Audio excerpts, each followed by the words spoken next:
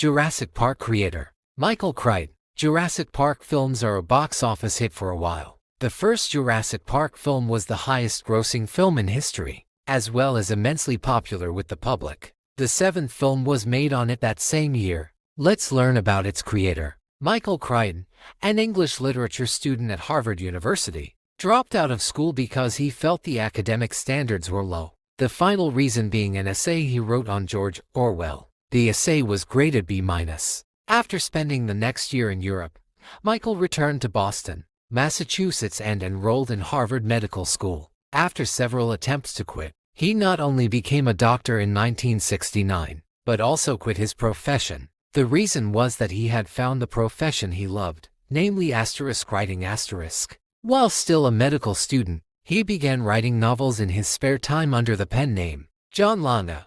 Lange was a reference to his 6'9" height, as Lange means drawer in German. One novel, A Case of Need, written under the pen name of Geoffrey Hudson, a famous 17th-century dwarf, contained allusions to members of Harvard Medical School. When the novel won an award that required a well-dressed reception, it became impossible for Michael to keep his profession a secret. After leaving his medical practice, he moved to Hollywood, California, and began directing films based on his own books. His first major success was the 1973 film Westworld. He later recalled that in 1971, on a visit to Universal Studios, he was assigned to give a young aspiring director a tour of the studio. This young man was none other than Steven Spielberg, who directed Jurassic Park almost 20 years later. He explains the reason for writing this novel. I went to a museum where there was a show about dinosaurs. A little boy, barely 6 years old,